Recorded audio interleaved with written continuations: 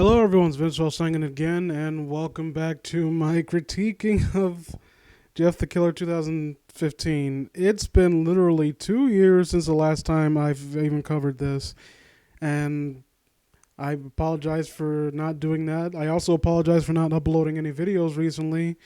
Normally, I would chalk that part up to my laziness, but I've actually had a lot of significant life changes happen recently. I've had to deal with very, very personal matters, and I'd rather not get into it on my channel, if only because, well, I don't want to make this into a negative space. I want to add some joviality and some levity here, and to make people laugh and smile and whatnot. It sounds corny, but yeah, there's enough stress in the world, and people got their own problems to worry about. I don't want people worrying about me.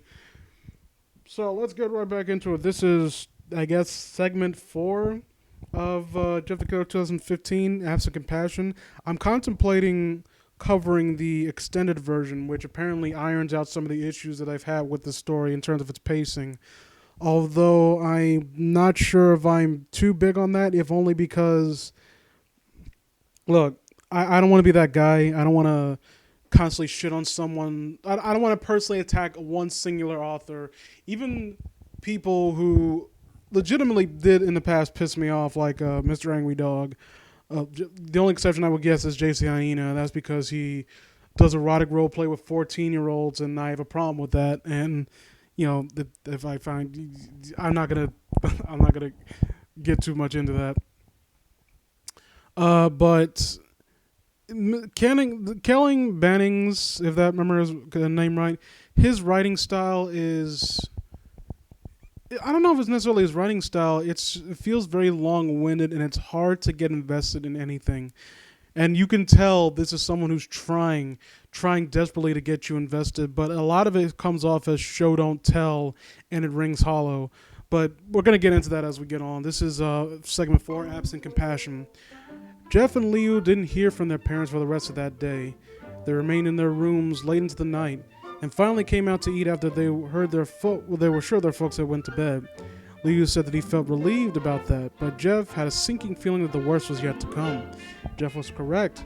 The next morning, when the two brothers came downstairs together to eat breakfast, their parents were already sitting at the dining room table, staring at the boys, approving of nothing they saw. "Sit down," Matt said finally. "What's going on?" "Sit down," Matt stated again, anger dancing on the words. The boys complied without further question. Matt Woods began his diatribe. "Whatever that was yesterday, beating up some kids for touching your bikes, mouthing off at the police, disrespecting both me and your mother, that stops today. We didn't beat anyone up for touching our bike." "Shut up, Jeff. This is a one-sided conversation, a one-way conversation," his father barked. "That kid, Randy Hayden, his father is a partner at my firm. Did you know that? Did you even think about that when you were assaulting him over your godforsaken bike? You just didn't think, did you? You just didn't think, did you, Jeff?" Sheila added. "How could I have known that?" Matt continued. "Well, I spent the entire morning talking to his father over the phone. His dad is willing to let it all go, but shit, son. I have to deal with that." The stereotypically black man. "But shit, son. I have to deal with all that at work today. Do you have any idea how much motherfucking damage this could have to me and on our family?" Jeff felt that rage coming back and fought with all his might to keep it stifled. I read that as stiffy because, again, this story feels. I'm trying to wonder if this has more homoerotic tension or undertones than Nightmare on Elm Street 2. It's kind of balancing between the two. Except Nightmare on Elm Street 2 had the decency to be entertaining. Instead, he once more tried to appeal to the two adults' parental side. "Mom, look at Leo's face. They split his lip. Can't you see it's all swollen?" Leo turned his head to better show the injury. "My God, Jeff, so some kids play a little rough with your brother. Is that any reason to fight them? I wanted to make friends with some of the other families in the neighborhood, but thanks to you, I just don't know." No sooner could Jeff or his brother construct a proper defense that their father began speaking again. "So, your mother and I have talked this through. Since there are only a couple of weeks of summer vacation left, we decided that Leo should spend the rest of the season at Aunt Marcy's place. We've already spoken to her, and she is willing to let him come out there to stay. Both Jeff and Leo were floored by this decision. Both boys began to protest at the same time. They saw the look on their parents' faces. The decision was made. Why can't we both just go then? Jeff asked. Allows Jeff to get away from his parents. Marcy doesn't want the both of you there. She says that the two of you are too rambunctious, and quite frankly, we agree. But Sheila answered. I don't understand the mindset with that. Shouldn't the threat be to send Jeff away instead of Leo? Like, I think this is trying to hit off the story beat from before where Leo and Jeff were separated, and that kind of causes Jeff anxiety. But, I don't know, the point of that was that Leo was being punished for what Jeff did, and that's why Jeff felt so anguished about it. I guess that's the mentality behind this too, where it doesn't make any sense and it feels unjust. I don't know. It doesn't quite. It doesn't ring true, like logically speaking. Although to be fair, the original one didn't make any sense either for a multitude of reasons. The cops themselves deciding to decide this kid's fate, and not being able to tell self-inflicted wounds, pulling their knives on a child with a gun. Like it's a smorgasbord of asinine decisions in that story. But when a story like this is trying to take itself a little bit more seriously and trying to ground itself a little bit more in reality, it kind of makes you question some of the logic behind some of the characters. Although the mom and dad here are supposed to be like, we're not supposed to agree with them to begin with, so maybe that was supposed to fall into it. And so it was. Leo was shuttled off to Aunt's place in Abita Springs, Louisiana, a place even smaller and duller than Maudeville, if one can believe that. I'm not look, I think, if I remember right, because it's been a long time since I read this story, I do not go out of my way to read stories like this. That's the setting of this story, and is this city or town even considered dull after you just got into a fist fight with a rich kid? I'm just saying. Jeff watched his brother leave and then walked back to his bedroom. He felt that rage. However, it began to feel almost pleasant to him. He couldn't explain it. He was furious at this turn of events. His parents had turned their backs on their own children. However, through it all, these new feelings he was experiencing weren't all that terrible. This anger, for example, he could almost taste it. It felt like thick and sweet syrup stirring all around him.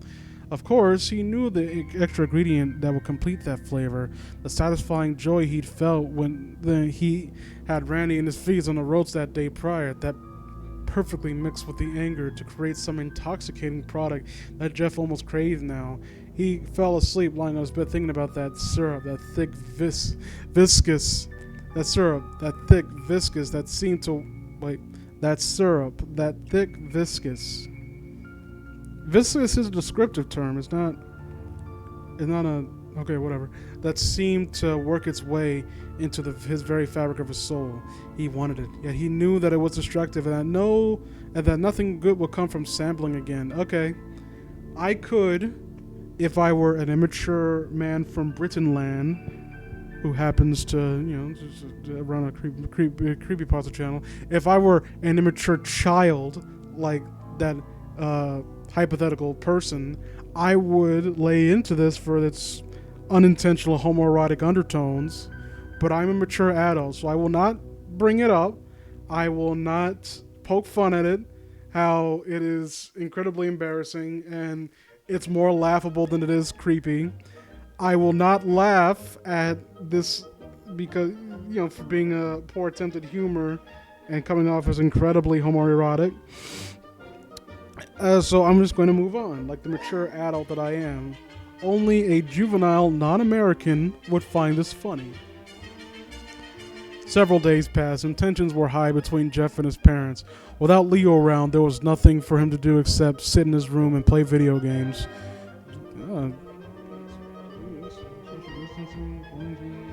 Is all that. Insert your Corona joke right here. He went outside but didn't venture far from home.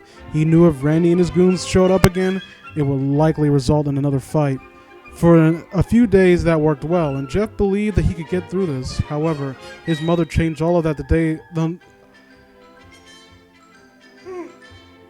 Oh, excuse me. Changed all of that. On an early Saturday morning, Jeff was awoken by a sharp sunlight striking his face.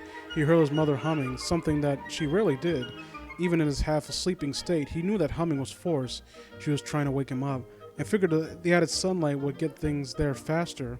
When she noticed Jeff cracking open, she sauntered over his bed and began speaking in a tone that simply oozed false joviality. Okay. So that was segment 4. You know what? I'm just gonna cap this shit off if I can help it, because I'm not gonna belabor this any more than I've already done. It's been 2 years, and this should have been completed long ago. So we're gonna get right into the meat of things. Vile intentions. What the fuck? Oh no, I think I skipped a segment. Skipped a segment right here. Forced friends. At first, Jeff had refused. Could his mother be serious? Did she really expect him to go over and make friends with Randy? He was still in bed when his mother stopped her incessant humming long ago to tell him to get up and get dressed. Once he learned why, he told her no way in hell. But his mother was a shrewd manipulator, and she knew exactly how to get the job done. She promised Jeff that if he did this for her and went over and made it work with Randy, okay, I get you want to be one of those nice progressive families, but this is not the way to go about doing this, okay? But Leo could come home. But then again, maybe his mother is smarter than he thought. Like she's almost like an unwilling observer of this world of extreme homoeroticism, and she realized that the fighting between him and Randy was like belligerent sexual tension, and she's trying to like, look, go over there, tickle his balls, suck his dick, or have him suck your dick. You know, just get it over with. Just fuck already, cause I'm not dealing with this shit. You know. I'm not saying it's. I'm not saying in a joking manner. I'm just saying, you know, like maybe she's trying to like put some candy down in front of the closet to kind of coerce her son to step out and be comfortable for once. A loving mother, really, a loving mother. She sandbagged Jeff right into the corner of that one. He'd have no choice but to agree. A short time later, Jeff and his mother were pulling into Randy's driveway. Randy's mother answered the door.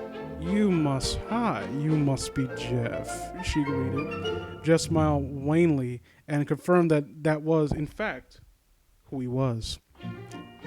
Hello, I'm Sheila Woods. Nice to finally meet you in person, Jeff's mother announced, barging past her son and extending a hand to Randy's mother. Sheila, I'm so pleased to meet you. Bridget Hayden. Sorry to hear that our boys got into a mishap the other day. You know how it is with teenagers. Hormones going crazy and all. Okay, they're both into this. They're both in on this. They're trying to hook their sons up. I knew it. See? I wasn't fucking around, and I'm not joking. I'm not like that hypothetical British person. I am not joking about this. I'm applauding these two mothers for understanding their children's situation and trying to help them along the ride. And like it actually kind of brings a tear to my eye. Randy never gets into fights, but he explained to me that Jeff and his brother are still new to the area and haven't quite learned how we do things in Mattville yet. Isn't that right, Jeff? Jeff couldn't resist a small jab. Yeah, sorry about that, Miss Hayden. Sorry, my thing came up randomly. Sorry about that, Miss Hayden. Me and Leo had no idea that it was okay for your son and his friends to mess with our bikes without asking. Bridget, he gets that mouth from his mother. He never knows when to shut up. How about you and I go have some coffee, and you can tell me all about the great gossip around Mattville while our boys get to know each other the right way. Ooh. Yeah, this is something. Randy is in his rooms, Jeff, upstairs, second door to your left. I'm sure you hear the sounds of video games or something, Bridget said, very little humor to her voice. Thank you, ma'am. Jeff answered and entered the house. What the fuck? Jeff knocked and Randy answered with, "Come in." "Hey, so I guess you heard our parents want us to hang out and get to know each other," Jeff stated with conviction. "Yeah, that's my mom, alright. She doesn't like drama. Honestly, I think she worries too much. I mean, I'm cool if you're cool." Jeff sat down on the floor right next to Randy and struck up a conversation. "So, turns out your dad's my dad's boss, and he freaked out about the fight in the parking lot. He was actually worried that he'd get fired or something. My dad is like everyone's boss. I fucking hate it. I think half the kids in my school talk to me because of their parents or somehow connected to my dad's firm." "Why do you hate it?" Jeff asks. "Because it's fake. This whole damn town is fake. You'll figure it out as long as you go." "I figure it out as you go, but trust me, everyone who lives here is just trying to pretend that there's something else. My parents make me do all this shit, all the trophies and stuff so they can brag, that's it." Jeff smiled. "I know how you feel.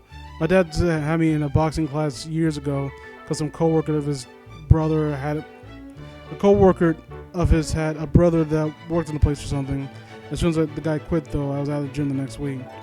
"I wish it was that easy," Randy responded. "I hate playing baseball, but my dad was sure to have me go out there again next summer and summer afterwards. It's like he knows I hate it, but he wants me to do it, and he wants me to make sure I'm with stupid company name on the back of my jersey." "Randy, why did you and your friends fuck with our bikes the other day?" "I told you, this town is fake and it's boring as shit. There's nothing to do here. We have to find something to do. I mean, there's only so many times you can go out and hang out at the video store or ride dirt paths in the woods. Girls here are so stuck up. All the stores are closed early. There's no mall. The movie theater. There's no mall, and the movie theater is across town. I just got bored, man. So sorry, I guess." "It's cool," Jeff replied. "I guess I'm sorry too. Things went too far." "You mean the fight?" Benny asked. "That shit was actually cool.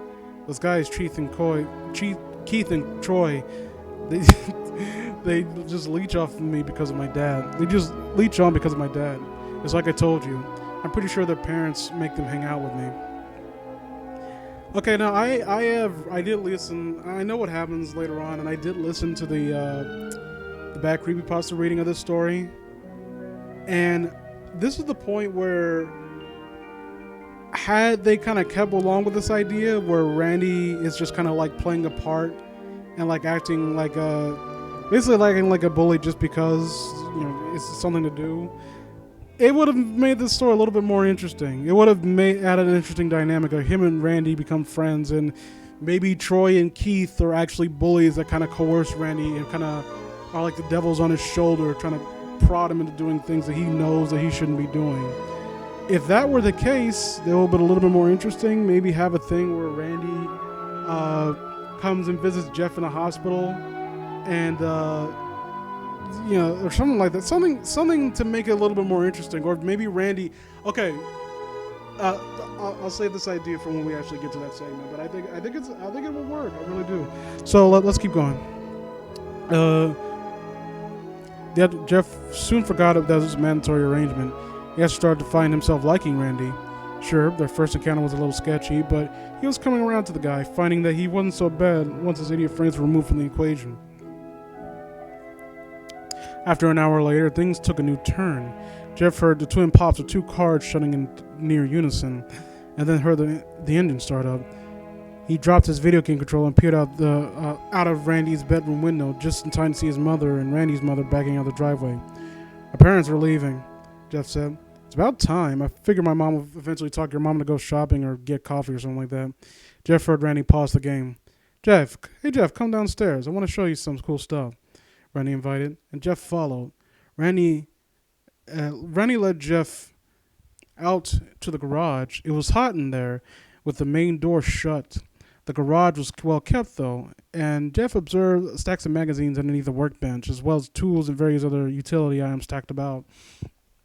Standing in the small clothes in the garage, the late summer heat lingering about, Jeff began to feel a bit uneasy. Despite the fact that he and Randy seemed to bond over the last 2 hours, he couldn't ignore the sense that things were different now that the two adults were gone. What did you want to show me?" Jeff asked. "Hold on, let me get it," Randy replied, moving the magazines out to reveal a small red box. Jeff watched as Randy removed the box and opened it. "Check it out, it's my dad's flare gun," he announced and waved the red tubular gun around. "I know what that means. It's just like the red radical gun, the red funkadacious gun." Whoa, be careful with that, Jeff shouted, more shocked and real concern. It's fine, dude. Don't be a pussy. It's not even loaded, Jeff said. However, Jeff watched as he opened one of the flares out of a back compartment. Randy then continued to fiddle with the flare gun, popping it open and loading a flare. Now it's loaded, he announced. My dad showed me how to use this last year when we went out boating. Sometimes I take it out back and shoot flares at the trees. But this time, I don't need a tree. The change in Randy's voice and demeanor are impossible to ignore. Yeah, okay, well, cool gun. Let's get back to the house, though. It's hot out here, plus I'm getting hungry. What do you have to eat? However, as Jeff turned to walk to the door, go back in the house, the path was suddenly blocked by two familiar faces. So yeah, Randy was like playing a character to begin with.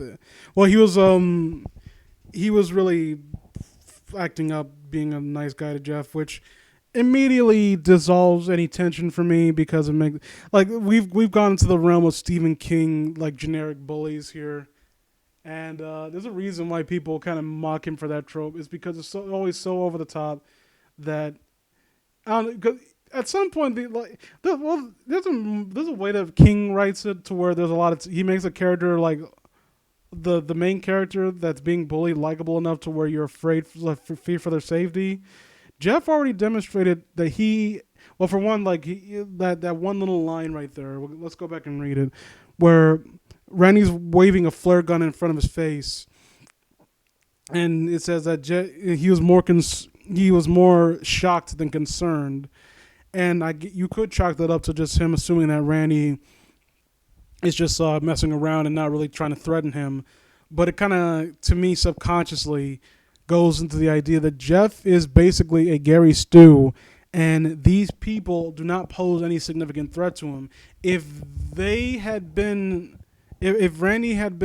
just playing up the bullying from before, and it turns out that he's actually like a decent kid who's being led astray, at the very least, it would give some sympathy towards him. Like, he would be a sympathetic element in the situation. Like maybe arguing it with Keith and Troy as they come into his house. They kind of come uninvited, maybe, They kind of just like show their selves in, and Randy hints that that's what they do often, and he's tired of it. And they kind of egg him on to like, hey, you're really going to hang out with this asshole who's like, you really hanging out with this douchebag who beat us up the other day, this little bitch, and like all this shit. And then Randy is like wants to defuse the situation, but he kind of starts going along with it because that's what's expected. And things like that would have made this situation infinitely more interesting, because at the very least it would take a little bit of attention away from Jeff and put onto a little bit more interesting character in Randy, because Jeff is not interesting. He's not sympathetic either because he's kind of a dickhead. Where are you going, Jeffrey? The fat kid Troy blurted out as he and Keith stepped for the garage. It took you assholes long enough to get here. I had to babysit this gamer word all day, Randy shouted with a wicked joy as present to his words. Sorry, Randy, but Keith here had to mow his lawn before his parents would let him come out, Troy said with a sheepish tone to his voice. It's cool, we're here now. What the fuck is going on? Jeff asked, staring at Randy. He knows that Randy still had the flare gun in his hands. I'll tell you what's going on, Jeff. You owe Keith and Troy an apology for what you did. You sucker punched them and ran away. Where you didn't even have the balls to fight fair, so now you're gonna pay them what you owe. I'm not gonna fight you, okay? I'm done with that shit, he replied as he glanced around the room for an exit. You're right. You're not gonna fight. You're gonna stand there and let my boys get their licks in. And then I get mine. And when that's done, you get the fuck out of my house. I'll tell my mom he got sick and walked home, and after that, if you see us again, you better walk the other way.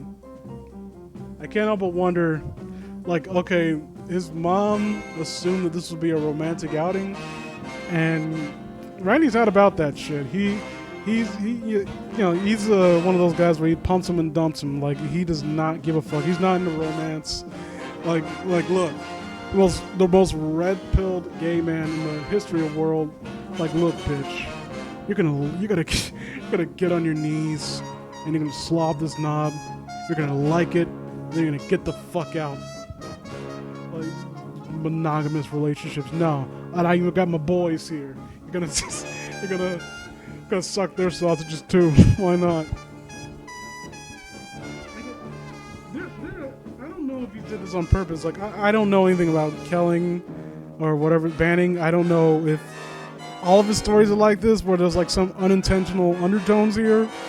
But I'm just saying, like this is not this is. I mean, it's compelling, but for not for the reason that he assumed it would be. I'm not gonna stand here and get hit by your friends, so just let me go home. How about that? I'll tell my mom we're cool and everyone wins. Okay? This is Jeff. Randy then raised a flare gun towards Jeff. No, you stay, pussy. You stay and take your looks. God damn it! I'm trying not to be that guy. I really am. Like it's habitual. Jeff felt that sensation once more, that sick, rich, dark matter that swirled around inside him. He could taste it now. He was in heaven. Well, I mean, at least Jeff's into it. I mean, good for him. Everything worked out just fine. Like, see, Mama knows best. It may not have played out exactly how they wanted it to, but it seems like everyone's going to walk away happy at least. In his mind, he imagined himself diving into it, swimming in it, letting it swallow him whole. He looked around and the sensation already grew. He saw Randy staring there holding the flare gun.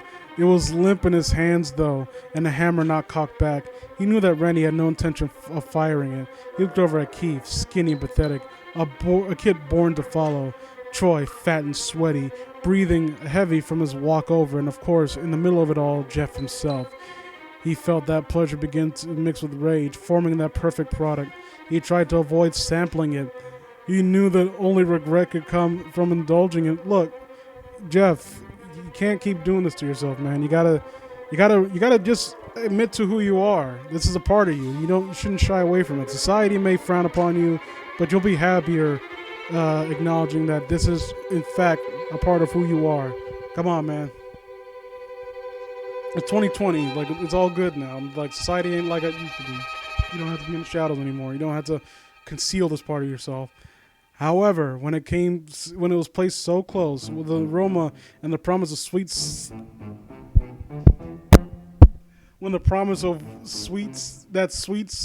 savory flavor was only inches away, Jeff found that he could do no more to stand against it than a ship in the ocean could stand against a typhoon.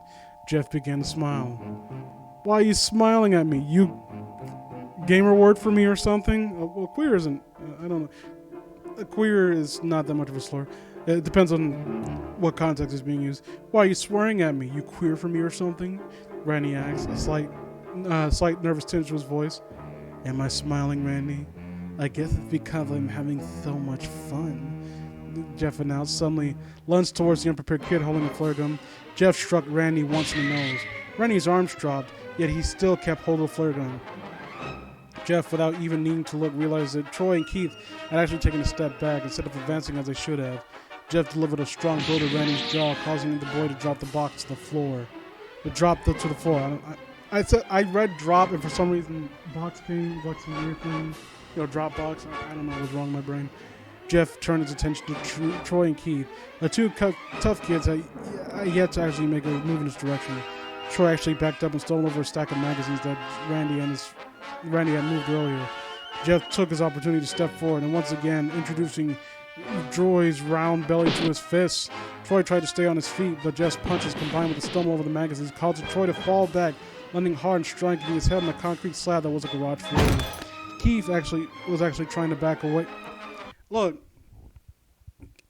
again, this Jeff is so overpowered. Like, everyone is like in awe of his ass-kicking abilities, and like don't even think to try to fight the dude. Like, they're like, oh, what can we do? He's hitting us. He's actually hitting us. Like, this does not endear me to Jeff. It does not make him sympathetic. And when shit goes down, and when he actually ends up, like getting fucked over, and like the accident happens, I don't care. If it'll be one thing if they beat the shit out of Jeff and left him laying, and this is because if they have gotten the better of him the first time and beaten him up, this will be cathartic. Just to really watch him like revel in just beating shit out of these guys. This will be like it will be welcomed, but he beat them up the first time, and he's beating them up now while like having some kind of like sadistic joy in it, and like the story kind of makes him out to be like over the top, like villainous, like as Stephen King as bullies. But imagine like the bully from like It, if the kids ganged up on him anytime he came up and beat the ever loving shit out of him. Kind of doesn't make you like doesn't make you really care about him now, does it? Doesn't really make you care about the group, but kind of makes them look like assholes, even though the bully started it and instigated it. After a while, you start feeling sorry for them. These guys are basically like Team Rocket without the charm. The Keith was actually trying to back away. However, Jeff was currently standing between him and his only exit since the carpool was closed. Jeff took two quick steps at the skinny kid and felt the most intense joy in seeing Keith stagger backwards, knocking his back to the wall. That perfect blend of pleasure and control and rage had come together. Jeff felt as though he was floating above the world. Somewhere in his mind, he knew that there would be hell to pay for this, but at this exact moment in time, he couldn't care less. He didn't care about Liu. He didn't care about being arrested. He didn't care if his dad get fired. All he cared about with that fraction of time was hurting Keith. Keith tried to make a run for it, hoping to squeeze through the small gap between Jeff and the door, but Jeff clipped him hard with his right hand in the face, causing Keith to stagger back again. I mean, again, like, Jeff was such a great boxer that he could immediately like do a joke counter on this dude. Like, I didn't know that fucking the second coming of Mayweather was just right in this town. Apparently, Jeff could see that his knees were buckling. It took full advantage. He moved in, pinning Keith to a wall, and began to deliver a blow after blow at this skinny kid's stomach. Keith's eyes became as large as saucers. Once satisfied, Jeff stepped back and watched demonically as Keith slowly slid the wall, gasping for air. Randy got back to his feet, but seemed to have no idea what to do. "We done now, Randy? We good? Or do you and your friends need more?" Jeff mocked. "No, we're cool." No more, we're cool." "And what about you assholes?" Jeff asked. "It was Randy's idea," Keith said weakly. "Yeah, man, we didn't even want to," Troy agreed.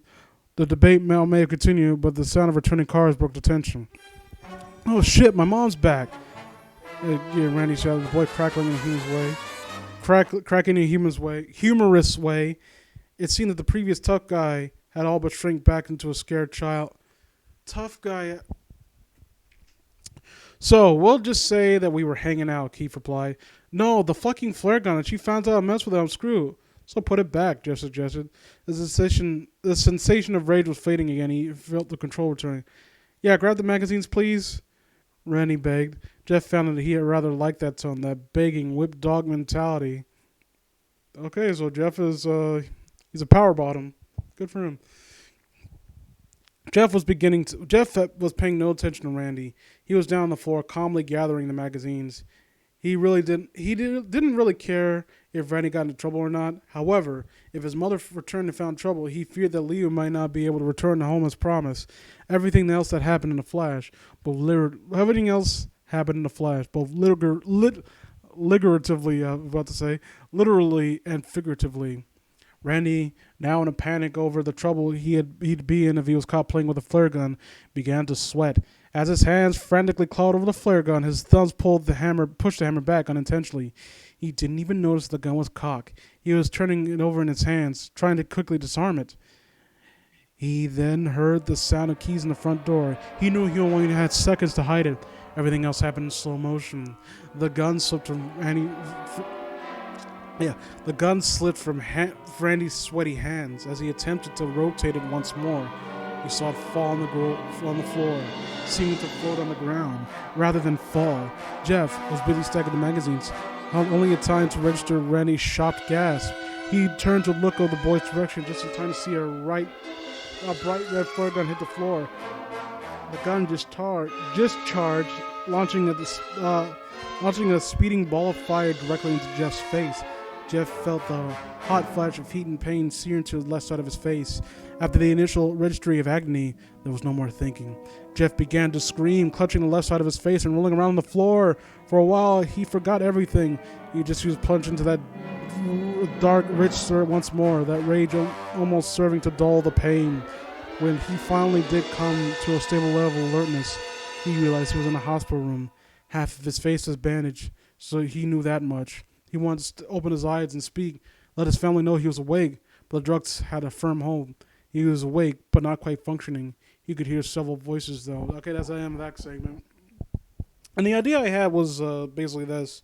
Again, with my idea of having Randy be like an honestly decent kid and Troy and Keith being the bullies that kind of coerce him into doing bad things. They show up. Randy, like, might have been, I don't know, like, they know about the flare gun because they take Randy out to, like, fire it every now and again. Maybe they showed up not even knowing that Jeff would be there, and they immediately assumed that Randy, like, brought him there to beat his ass or something like that, and they try to jump him, or they grab the flare gun because they know they can't take him on in a fair fight, and hold it up to him, like getting ready to honestly shoot him. And Keith struggles with the gun, or Randy tries to struggle to get it out of their hands to get him to stop because it's going too far. And in the process of that, Jeff ends up getting shot in the face. I'm trying to think of how to make this a little bit more interesting, and because I honestly do believe that if Randy had been more of a sympathetic character in this kind of a characterization, it would almost like make up for the way that he was portrayed in the past, because, you know, in the previous interaction, because he was like extremely inept and didn't know how to fight and tried to the characterization would be like he's a stereotypical small dude with the Napoleon complex who kind of like has these two lackeys to do everything for him, and then it turns out that was kind of an act. Like they follow him, but they're the ones that are kind of in control because they're egging him on and driving on his worst aspects. And when he's alone and is forced to make amends with Jeff kind of sees that this kid is a lot more sympathetic than he initially realized.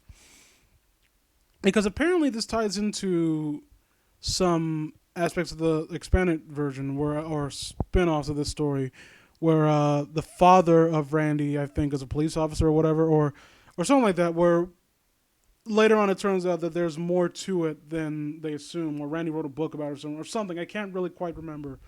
But we're going to keep going if we to the sixth segment, I think, the birth of a killer, the killer. Is he going to be okay, Doctor? Jeff Mother asked. Oh, sorry. Oh, yes. Your son will be fine. I can't do that voice as well as the other guys can. Oh, yes, ma'am. Your son will be fine. However, he will have a lengthy road to recovery and will need your support. The flare struck his face and caused third-degree burns on the left side. How bad is the eye? Jeff's father asked. Hard to say at this point. He'll need to see an optometrist for further review, but the damage appears quite severe. And his face? What about his face? Jeff's mother asked, sounding deeply concerned.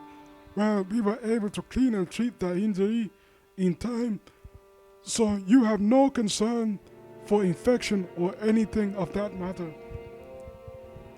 We will want him on antibiotics for a while, and he'll need to have his wound cleaned and dressed on a regular basis, but all in all, your son is very lucky. The damage could have been more severe. Doctor, his mother began again. What if there's permanent damage? What do we do about that? As I said, an optometrist will have to examine the eye. Sheila Woods interrupted the doctor, something more agitated than before. You're not listening, not the eye, his face. How do we correct his face? Well, ma'am, we have treated his face like I said. There shouldn't be a risk of infection so long as you... She cut him off again. No, not the infection. His appearance. What can we do for that? Miss Woods, that's hardly a concern at this point. Once he's healed and back on his feet, you can possibly explore plastic surgery to repair some of the damage. But honestly, back now we cannot waste concern on how he looks. What is important is that your son is healthy. He can expect to be back home in a few days, maybe sooner. Jeff's dad spoke in. Okay, thank you, doctor. Can we have some time alone, please? My wife and I need to speak. Certainly. The doctor replied. Leo, why don't you go down to the hospital cafeteria and get yourself a snack? Matt would suggest. But I want to be here just in case Jeff wakes up. Leo, they told us that Jeff is going to be heavily medicated. They don't expect him to wake up anytime tonight. So just go, and if he does come around, we'll have you paged. Matt replied. Jeff heard the door open and close as Leo exited. His parents let out a long, shaky sigh, but Jeff was starting to believe that it was not a sigh of relief, rather one of stress. We're going to have to homeschool him now, Matt. That's just what's going to have to be. We're going to have to keep him home. He heard his mother rant, her voice sounding frantic. What? I mean, he probably won't be able to start school right in time, but Adele will miss a whole year, his father responded, trying to maintain a calmer voice. I'm not talking about that, Matt. I'm worried about him missing a week or two of school. I mean, his face, Matt. You heard what the doctors say. His face is going to be disfigured. Sheila argued back. We don't even know the full extent of the damage yet, Sheila. It could be minor. It could possibly heal, and nobody said plastic surgery could be an option in time. And what's in time? What kind of time? A year? 2 years? What about in the meantime? People are going to see him and they're going to talk. Is that what you want? He's going to be a pariah. You think people are going to want to have him around their kids? Jeff was hearing all of this, just letting it soak in slowly. See, again, this kind of comes from like the characterization where it's like very flat and one-dimensional. Like his parents are just gigantic assholes, but at the same time, with that one last line where she's worried about him being a pariah, you could, if you're writing this in a more grounded manner, maybe this is her way of it showing her concern. She's concerned with her son's ability to engage with people, and she doesn't want him to be a social outcast. And maybe that's her more matronly side coming out, and it just shows in a different way. I think that you could tweak this a little bit to make it a little bit more nuanced, where she is concerned for his well-being. It's just that she's concerned in her own weird kind of shallow way. Like, she honestly does care if he's injured, but she's also like a shallow person. Like, her looks are very important to her, instead of just fuck Jeff. Because this is, again, the telltale sign of a Gary Stu too, where he can do anything. He can beat the shit out of these 3 guys at once, but we're gonna put what we could consider like arbitrary roadblocks ahead of him, so it makes it feel like he has a lot to deal with, instead of really like engaging the reader and making us empathize with him. Like, I can't empathize with this situation, especially like after he again. It's trying to victimize him, and I'm not falling for it. I'm sorry. Jeff was hearing all this, just letting it soak in slowly. His mind absorbed the words. He felt that rage return. Sick, rich, dark, that syrup of raw, primal emotion. He wanted to scream at his mother, to tell her to shut up. That he was the one lying here, half his face burned, blind in one eye, all thanks to her forcing him to go over to Randy's house. He wanted to ask her why she felt, why she left, why she went off to go on a shopping trip or get her nail done, whatever she did. He wanted to know why she'd leave him alone with that kid just days before he tried to jump him and his brother. He wanted to know how she could care more about his appearance than the fact that he was lying in a hospital. However, there was still so much more that he wanted to know as well. He wanted to know how much more his mother hated him, how much more she saw him how much more she saw him as a, how did she put it, a pariah. He wanted to continue to swim in that thick pool of dark hatred that was starting to form from the rage and anger. That was a new one now. Before that anger, then the anger, before it was anger, then it was anger mixed with pleasure. But now, it was anger mixed with hatred. And while he certainly longed to be free of it, while he most certainly preferred the false sense of love and concern he believed he heard from her before, he wanted to test it out a bit more. He began to wonder, how well would this new recipe blend with pleasure? How would it feel? This over-the-top,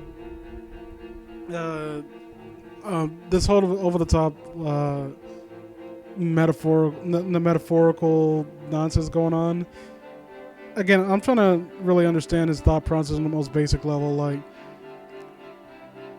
I think he would just be like, he wouldn't be that flowery with the descriptions and whatnot. I think it would be more like he's just seething with rage and to the point where he feels like he's almost going blind and all he wants to do is like throttle his mom. Like, I don't know. I've been recently listening to American Psycho on audiobook. That's a great book to listen to go to sleep, by the way. The dry descriptions of clothing and whatnot, and food and shit like that in between the horrible shit that goes on. It's actually kind of surprisingly relaxing. And the way that it describes Patrick Bateman's mindset, it's very blunt. It's very, and I think it's for the most part it takes place in it's in third person, but it kind of it explains his means of thinking too, and it's very dry and to the point. Like, he just straight up's like, I considered violently murdering her and stuff, shit like that. And this doesn't really gel because I don't know. I can't get behind it. Because it's just so over the top that I can't really. I'm trying to, like, I think it's a psychological thing where when someone's mental state is being described, I try to put myself within that mental state to kind of comprehend what they're feeling, and I'm just imagining myself like, I'm so angry, but I feel good. What if I mix the two together? Like, again, I know it's an analogy, but it's a really dumb analogy. Matt Woods began to speak again. I just can't believe he shot himself in the face with a flare gun. I always said that Jeff was more responsible than that. Don't even get me started on that, Sheila replied. I couldn't believe it when Randy and his friends explained the medics. When Randy and his friends explained to the medics at the police how it happened. Randy was just trying to show Jeff. Why are you? The way that he. Okay, the lead into this changing topic was that he said that Jeff shot him in the face with a flare gun. Why would you need to go over something that you all both already are privy to? This is very, very sloppy exposition. I couldn't believe it when Randy and his friends explained to the medics and police how it happened. Randy was just trying to show Jeff, like, you could change it up by having Matt asking, like, what the hell even happened to him? Like, I just stepped in. What the fuck's going on? And Sheila recalls then and there what happened or how it was explained to her. Instead of both of them knowing and her just randomly choosing to do this exposition dump. Want to show off a collection of magazines he kept in the garage. You know, boys. You're probably hoping to find a blood Playboys that will be there or something. Then he said that Jeff found a box containing a flare gun. He wouldn't stop playing around with it. You know, you should have heard those other boys, Matt. They told me that they were practically begged Jeff to put the bomb before he got hurt, but he just had to show off. I don't even know where we went wrong, man. I thought us moving into this nice, quiet neighborhood would make everyone happy. Jeff, though, he just wants to fight us over everything. See, I'm genuinely surprised that she didn't bring up the fact that for some reason, and I know they would have fucking checked, these kids have bruises on them. One of them has a bloody or broken nose, and Jeff, like, that could have been brought up to kind of add credence to make Randy's case more believable. Like, look what happened to us. Like, Jeff went fucking crazy, and he wouldn't like let us give us the gun back, and then he started beating us up, or something like that, where that would make it more understandable that she would believe them. But for some reason, it's not brought up. While that all came together in Jeff's mind, he continued to swim in that black ichor of hatred and rage. The morphine trip added a nice touch of euphoria. Jeff could almost see himself plunging into syrupy waters of hatred and emerging change. I hate these analogies.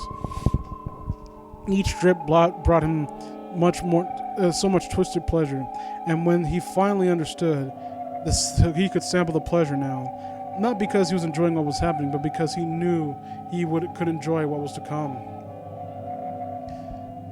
Just as the doctor predicted, Jeff was scheduled to go home a few days later. During his time in the hospital, Jeff never asked to see his face. It wasn't until the last day where he finally asked for a mirror.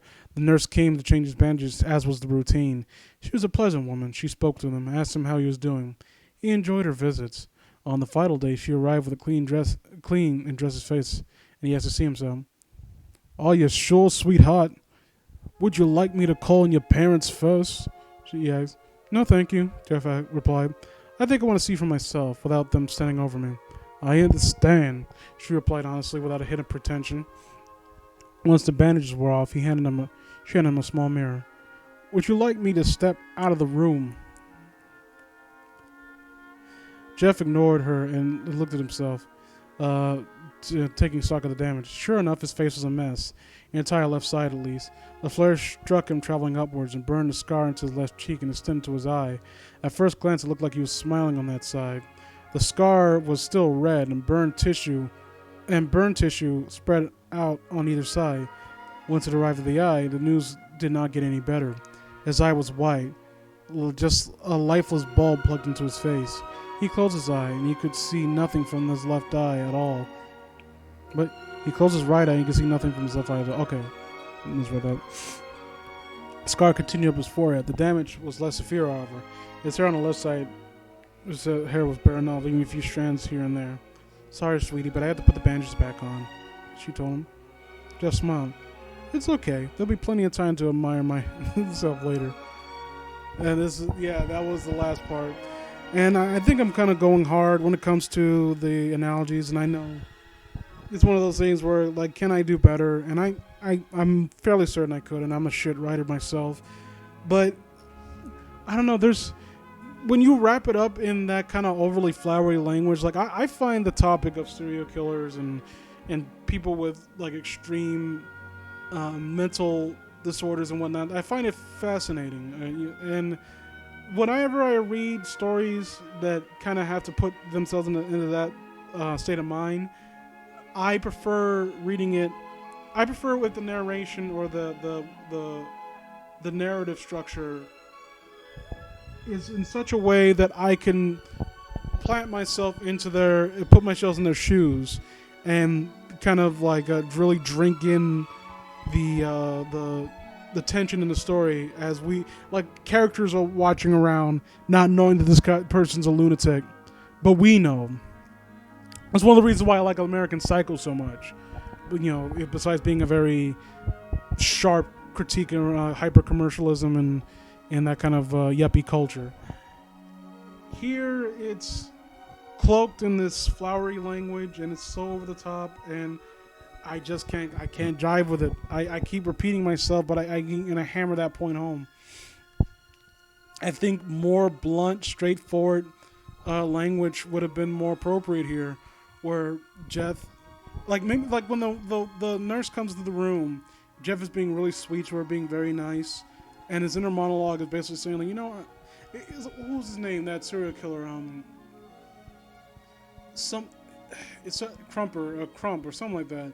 Is that 6'10" serial killer? And one of the most chilling quotes from him came from when he sees a pretty girl walking down the street, he thinks one of two things. He either thinks, I would like to go talk to her, like ask her on a date, or I wonder what her head would look like. I wonder what she would look like with her head separated from her shoulders, or something like that. And that kind of disattachment they have toward violence. Like, you can have a moment like that where Jeff says, like, he's being super nice to this girl, while at the same time wondering how, like how would it would feel to like twist her neck until he hears a pop and sees her eyes go dark, or eyes go lifeless. Like, that would be a little bit more. It would be kind of blunt, and it would be kind of almost visceral in how it's delivered, but it would be more unsettling than this. The ichor, like treating certain emotions like they're weird alien concepts to people. It kind of alienates me. I'll say that. Go to sleep. This is part 8, I guess. I think this is the last part. There was no joy from his parents on the ride home or upon the arrival. They spoke very little, and there was a tension in the car that simply couldn't fade out. As for Leo, he was thrilled that his brother was okay, but he didn't know what to say concerning the damage to his face. So after asking a few questions about the accident and recovery, he fell silent as well. They walked into their home at dusk, and Leo asked about dinner. He suggested that they let Jeff pick a place or to celebrate his return home. Just go to sleep, both of you. Go to sleep, she remarked. She and her husband both retreated to their bedrooms to argue or feel sorry themselves. Who knew? Jeff and Leo didn't speak much that night. Jeff spent most of the evening staring at himself in the mirror. He kept pulling back the bandages to look at the scars. Leo wanted to see them too, but felt it might be imprudent to ask. I'm glad you're home, Jeff. I really missed you, and I'm glad you're okay, Leo says. Jeff said to him so. I'm not okay, Leo, and neither are you. None of us are, really. There's a sickness here. The only difference is, now my sickness shows on the outside, too. Jeff replied, his voice flat as that on an answering machine. What are you talking about? One day you'll see, too. This is what happens, though. This is what happens when it all falls down. Jeff said, still peeking through the bandages. Jeff, I don't know what you're trying to say. He responded. Jeff didn't reply, though. After several moments, Leo let them alone. Leo went down to his parents' bedroom and knocked on the door.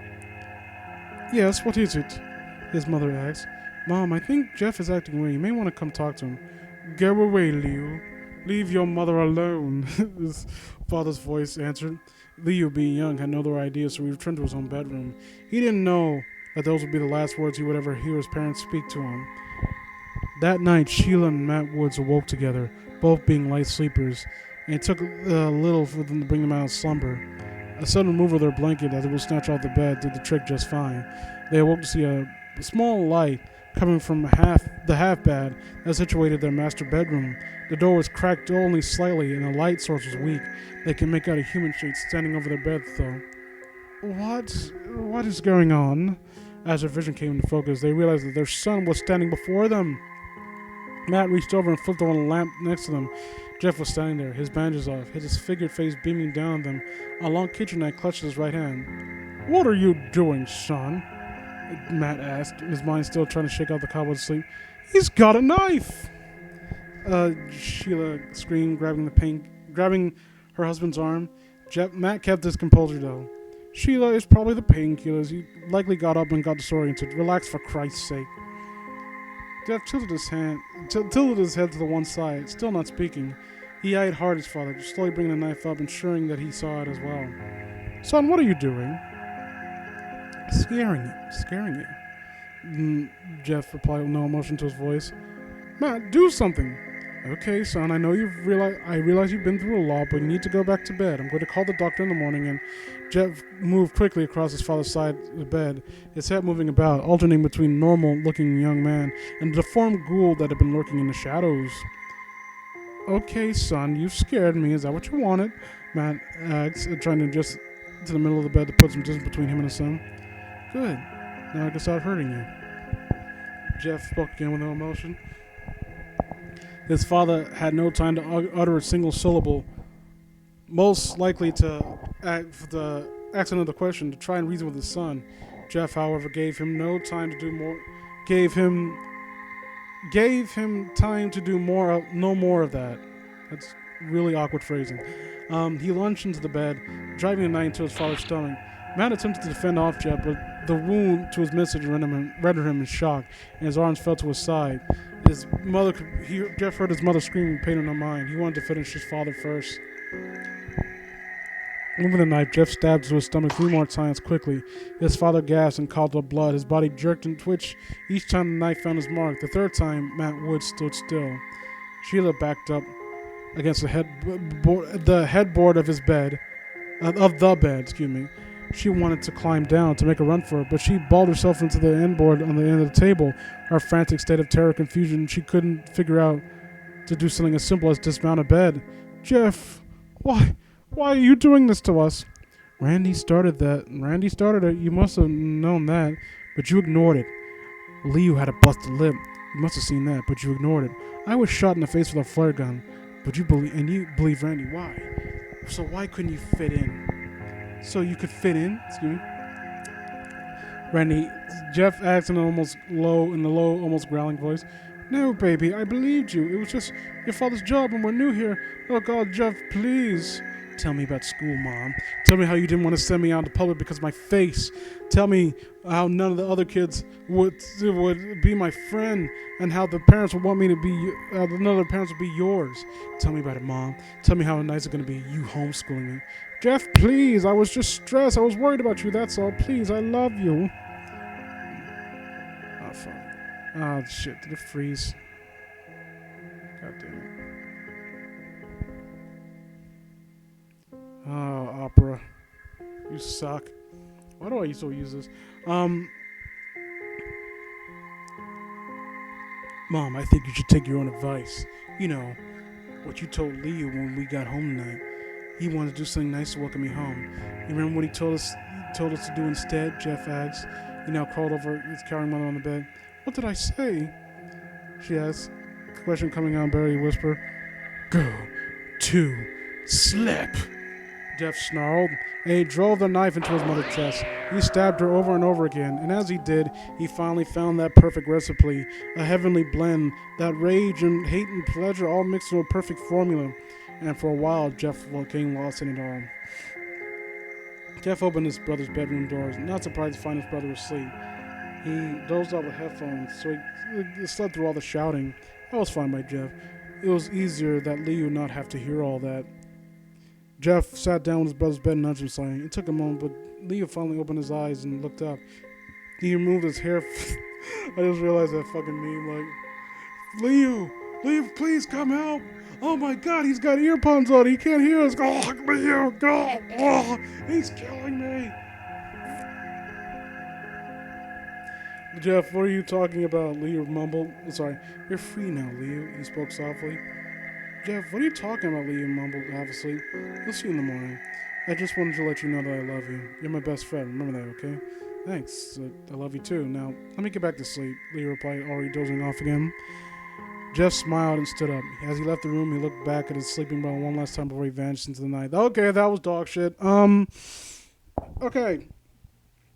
Now, again, I've laid pretty hard into this story. I've laid my grievances bare. So,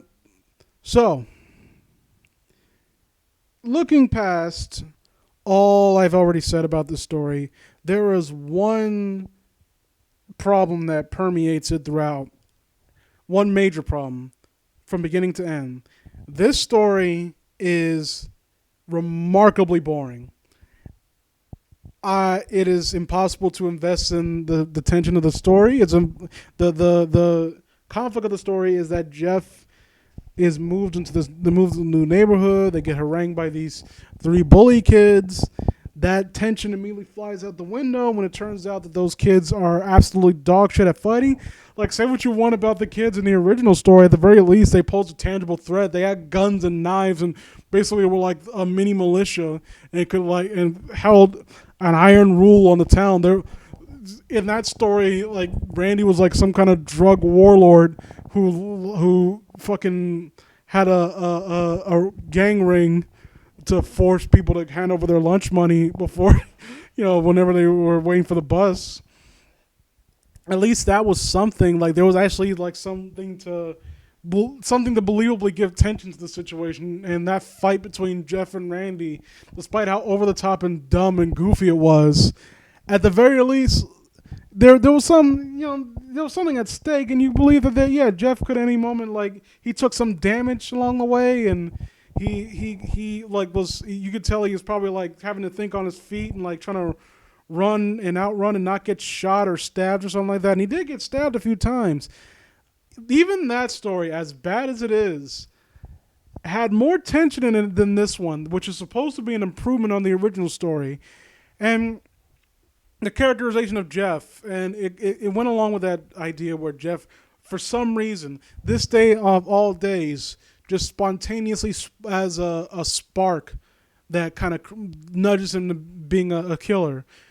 It could, again, like, have something that maybe, to me, it would make more sense if it was alluded to, like, all of his, like he'd been feeling this all his life, where he would like have moments where he just has outbursts, where he like lashes out and gets angry, and the only person who really understands him is Liu, because his parents think it's just a phase and he never really broke out of it. And maybe that's one of the reasons why they're more inclined to believe that he would instigate a conflict instead of be a victim of one, because he's always getting into fights. And in fact, you can have it rewrite the story a bit, where Jeff is someone who likes to fight. He likes to cause problems with people. Like, not, he's someone who he's a rabble rouser. But moving up to the new neighborhood, he promises his family that he's going to like reel it in and really behave himself.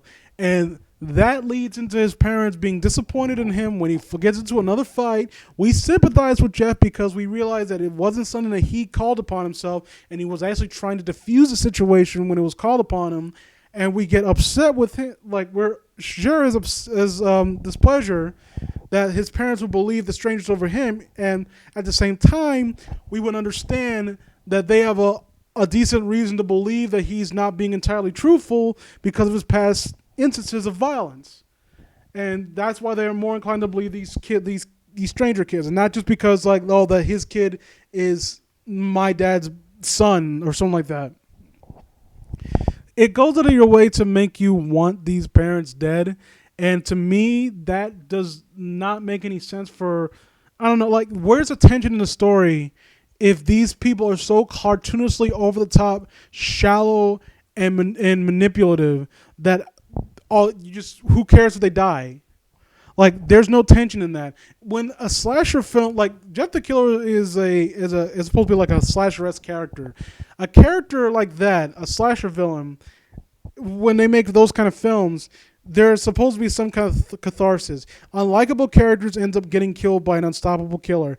It does not really work when the killer in question is not any more unlikable or any more likable than they are. Jeff went from being, well, for one thing, he has like sadistic tendencies to just kind of come the fuck out of nowhere. No one really likes, I don't know if anyone knows this, but sadists are not people that are kind of welcomed in society.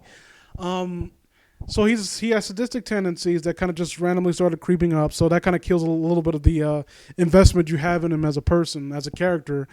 And he mouths out the police. The police, when they took Randy's side, he immediately presumes that, like, mouths off to them.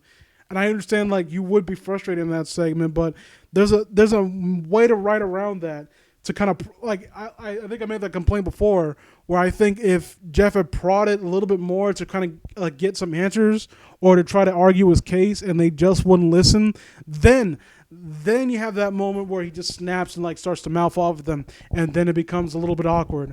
I'm going to assume that was in the extended version, that was just too long to enter in the contest. Because otherwise, I can't imagine why they would assume that we would take Jeff's side of him, because even though he is in the right, he comes off as petulant to the reader. And that's a remarkable thing, where we know how everything went down, and yet somehow we still don't take his side.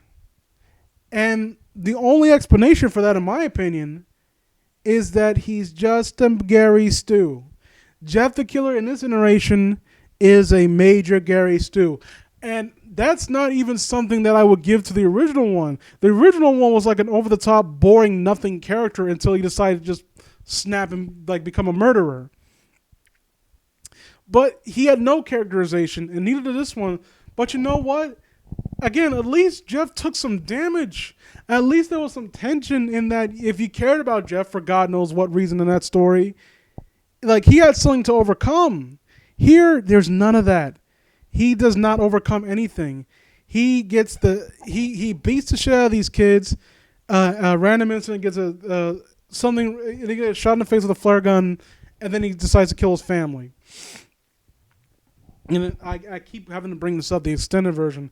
All this will be answered with the extended version. But to be honest with you, I honestly think at that point, if you need if I need to go out and fetch the extended version, why don't you just rewrite the story and make it to where it actually can fit? Like, I'm talking about like rewrite everything, because that's the only way that the story beats that this remake is trying to follow don't really work. You can make Jeff the Killer into anything. You don't need to bring back the story beats where he was just a kid that moved into a new neighborhood that got bullied by the local militia of lunch money stealers. Like, you could make Jeff the Killer into anything. And I'm pretty sure that other people have, where they make more detailed oriented stories. Now, I ask myself often, because I actually did at some point contemplate making a Jeff the Killer story myself a few times. And because I wanted to see if I could really explore, like really do new things with a character that is so flat and uninteresting and comes from a story that really does not hold up well at all. And one of the ideas I have for it is this characterization being someone who, on the surface, like any serial killer you read in anything, where he comes off as normal to people, like he's an average kid, but he has these sadistic tendencies that he doesn't want to, that he sees no reason to evaluate, and then it turns out that he's a serial killer, something like that. Like I bring it up before, the American Psycho, where Patrick Bateman is an interesting character because there's more to him than just the conflict that he surrounds himself with. Patrick Bateman is an interesting character study because he's a horrible person for being a serial killer, but you prod into his mind, and there's more details than just that.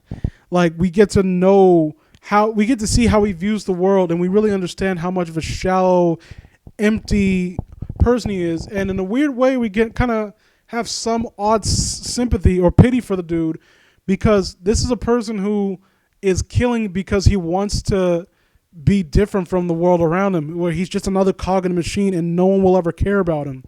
And I'm not saying that makes him a sympathetic character, but it makes him pitiable, a character you pity, and it's a fascinating thing.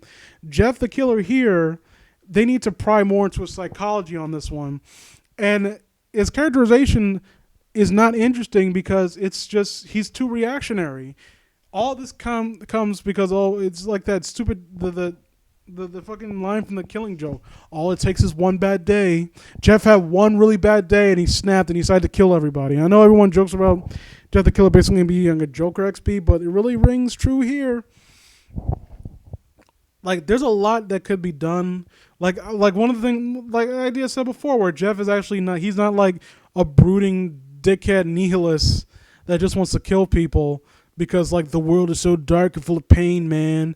Like, one of my ideas for rewriting Jeff is, again, like he's a regular dude who kills people, and it sounds weird like that, but it kind of fits into that uncanny valley space where there's obviously something horribly wrong with this person, where he can talk to you, shake your hand, like have a good time with you, and then for no reason whatsoever just get have the inclination to murder you the next day, and he doesn't feel sorry about it, doesn't see anything wrong with it.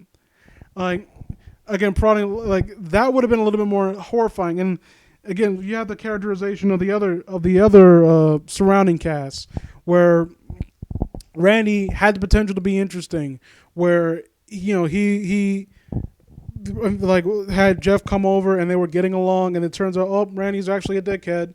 And with that idea, like I said before, have Troy and Keith be the bullies and have them kind of coerce Randy, who probably has a lot more influence because of who his dad is, come over. Like, again, like it will kind of come off as kind of weird, and I keep using it, Stephen King as bullies, where they, And not even that, like the bullies from I think Let Me In or Let the Right One In, where even the kid, the older brother of the bullies in the movie, kind of you can feel that they kind of push him. Like there's a weird reference where it's a very weird reference here. Anyone who's a fan of wrestling knows about Brock Lesnar and Paul Heyman. If you don't look them up, you can find anything on YouTube where Brock Lesnar attacks Vince McMahon. And the interaction that Paul, his manager, has with Brock is this big, giant, Viking-looking dude. Paul is like this older man. And the way that he comes out to, to save Paul from being fired by his boss. And it's uncomfortable. It's an uncomfortable segment because Brock's body language and whatnot, it feels like an older brother trying to protect his little brother, but the little brother knows what kind of person his older brother is, and he knows that he's going to go too far, and he's scared for the person he's trying to protect him from. Like, that's the kind of vibe you kind of get from that, where like, please, man, look, I can handle this, please go. Like, he's not afraid for his own sake, he's afraid of what his older brother's going to do. That should have been the relationship between Randy and his friends, where they follow him, and he, on occasion, tries to reel them in when he knows they go too far.